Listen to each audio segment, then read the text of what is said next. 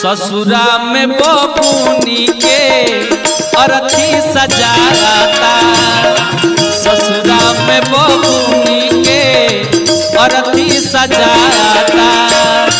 कैसन समय आया के, कैसन समय आया के भेजल विधाता। ससुरा में बबूनी के अरथी सजाता, ससुरा में बबूनी के अरथी सजाता।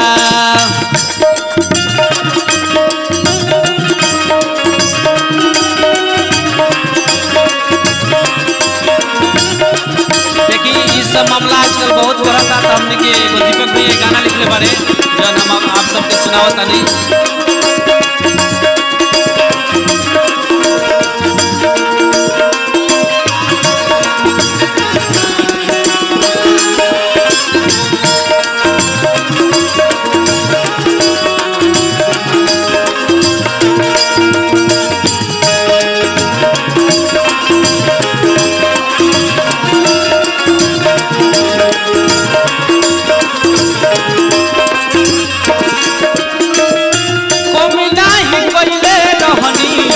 देवेला दहेज के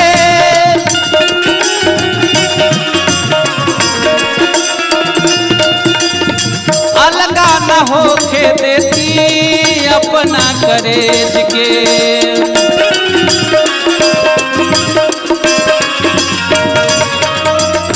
कमी नहीं कैले रहनी देवेला दहेज के अलगा न होके दिहती अपना करेज के। दहेज के कारण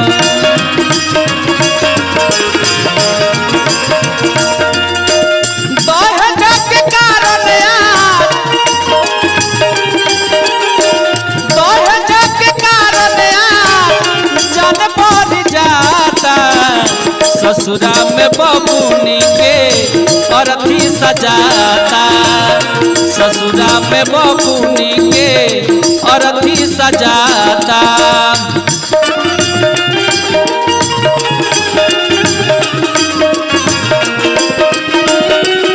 सामने हो कोई आया मेरा दिल थामने।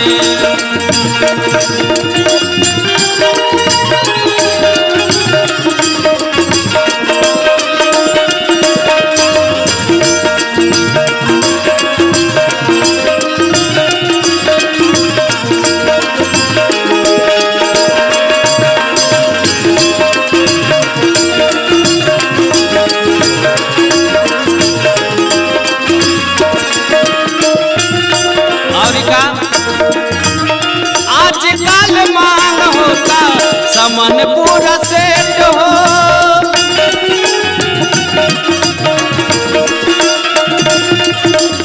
तब काहे बेटा हाके भरत नहीं के पेट हो।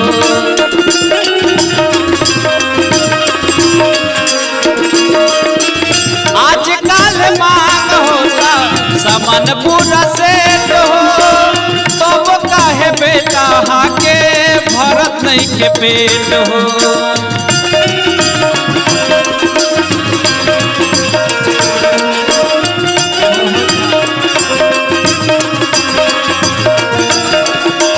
कहता रे पैसा वाला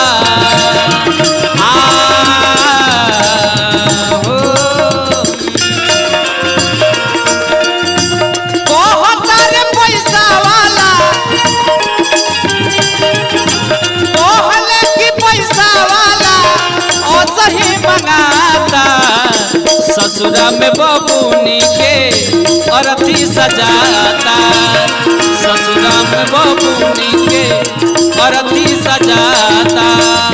कैसन समय आया के,